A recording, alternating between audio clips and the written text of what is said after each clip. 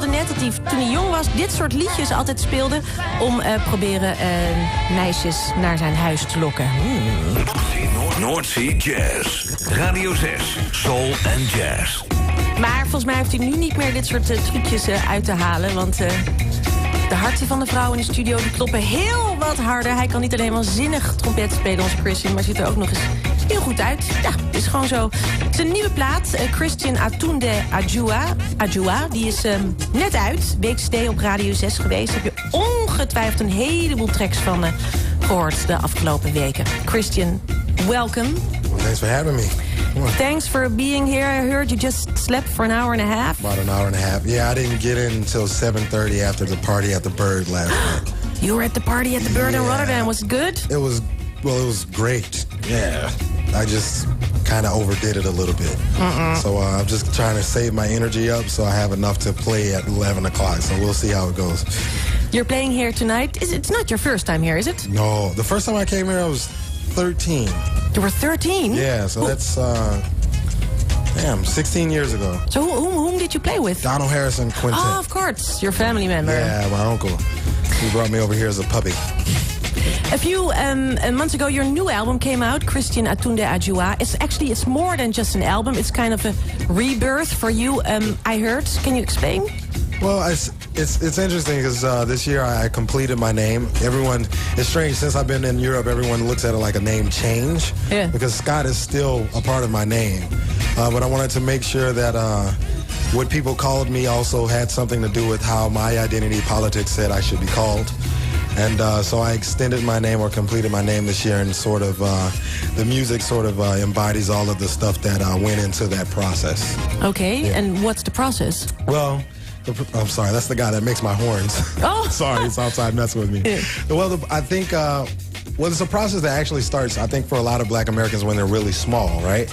Because you're sort of navigating a society that calls you a name that was superimposed on your family so that the slave masters could take you back. So I'm sure you can imagine for blacks in America, that's a very uncomfortable thing to navigate as a kid, you know? But musically, I think the process was really more about trying to excavate my own past, to figure out not who everyone was telling me I was supposed to be, but who I really was, based on my own history, my own ideas about my history, not other people's superimpositions of their ideas about what I should be culturally. You know? So I know that's sort of long-winded, but it's the process was pretty daunting. I had to go back and study a lot of West African music. Studied a lot of music from Benin and Ghana and Senegal. Trying to think of some other stuff that we checked out. A lot of diasporatic music outside of the continental United States, because I think a lot of Americans have a pretty rounded idea of what diasporic African music in America is, but they don't have the firmest grasp of like Afro-Cuban music or, you know, music from Suriname, the black. So there's all these different pockets and contingencies of West Africans that were spread out all over the world. And I wanted to make sure that before I made this document that I had a firm grasp of all those things so I could properly fuse them into the jazz context. So you studied a lot of music from different countries, but still, I mean, Sure. I hear Christian Scott. Well, thanks. It's your same the whispering sound that you're really good at. I mean, the trumpet playing for me, that's always the last thing to change, right? Because it's like my speaking voice, right? Like I could sit here and talk to you about a myriad of subjects, but the sound of my voice is always going to be the same.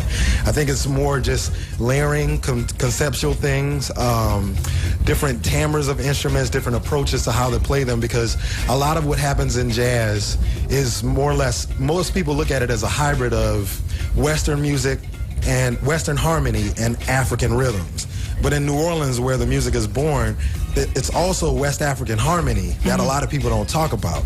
So having an opportunity to sort of excavate all of those things and learn more about it has sort of helped me be able to fuse those things, and it actually became easier to do than harder. So I don't want to take too much credit for it because it wasn't really so much work. Yeah. The album is great. Thank you. I was looking at the track listing and I saw one tune that's called Van Gogh. Van Gogh. Oh, Yeah, I'm sorry. I was like, We your accent was like, I'm sorry. sorry. Well, it's an accent to me, right? I was just like, I was like, what'd you call me? No, we pronounce it as Van Gogh, but the Dutch painter, Van Gogh. Van Gogh, excuse me, I'm sorry, yes. You're a fan of him? That's why you wrote a song for him, or? Yeah, you know, it's interesting. It's actually not my composition. Oh. It's the pianist, a guy named Lawrence Fields who wrote the song. I like Klimt, like The Kiss, and I don't know. I'm not really so into Van Gogh, but this guy actually, we argued with him for months because everybody thought that the title should have something to do with girls, right? This is awful. I shouldn't be saying this, but everybody was like, yo, if you're going to do an interlude talking to the pianist Lawrence, then you should name it something that girls will like because he goes everywhere and none of the girls like him. Okay. So we're trying to help him out. And so, but he stuck to it. He said, I want to name it Van Gogh. It's staying Van Gogh, and that's how it ended up being that. Okay. But we were trying to get him girls. I get it. I'm sorry. Your horn player, you said, is outside. No, he's the guy horn maker. He's the guy that makes these horns. We should actually get him in here. But is he the Belgian guy? He is Dutch. He's a Dutch guy. Yeah, he's. I think. No, I think he's. Well, you go to. No, this guy. You guys want to see the horns, right?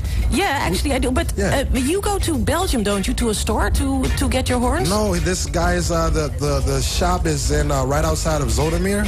Zoetermeer? Yeah. Oh, that's in the Netherlands. Yeah, so it's here. So he's the guy that makes your specific horn with the, I don't know, how do you call it? How do you put the tilted bells. Like, I'll come up with a general idea for how it should kind of look. But this is the guy that makes the magic happen. Neil Adams Instruments, they're the best in the world, in my opinion. Because you're a horn, you know, well, the story is, because it's sort of, it equalizes, it's like Dizzy Gillespie's a trumpet. It's interesting. Well, the way it looks makes people think that, but actually what happens in the design of the instrument, it actually does the exact opposite of what his did. So in the way that you actually play the instrument and approach the instrument is a totally different animal. So, but they do look similar. Yeah. Yeah, and the story is that Dizzy once sat on his trumpet. Well, there's a guy in a bar sat on it. And then he thought, oh, it looks nice. Yeah. Well, they were gonna. The tale goes from the musicians that they were actually thinking they were gonna have to kill this guy because he sat on the horn and he wouldn't apologize. And at the time, Dizzy was on the road with Cab Calloway, who these guys are gangsters, right? And all the musicians before Dizzy got there, they were really pissed, and they were bringing the guy into an alleyway. Dizzy walks in, sees the horn, plays it, goes out in the alley and is trying to figure out what's going on. One of the saxophone players said, this is the guy that sat on your horn, he broke your horn, we're going to beat him up. Dizzy goes, don't hurt him, this is the most brilliant thing I've ever heard. So, yeah, so you never know. And he stated that way. So you're, okay, we're going to get this out of, clear it up for once and for all. It looks the same, but it sounds different. It sounds totally different. And the way you play it has to be different, too. Christian Scott, thank you very much. Enjoy your concert tonight. And we're going to play a song from your latest album, New Orleans. Mijke.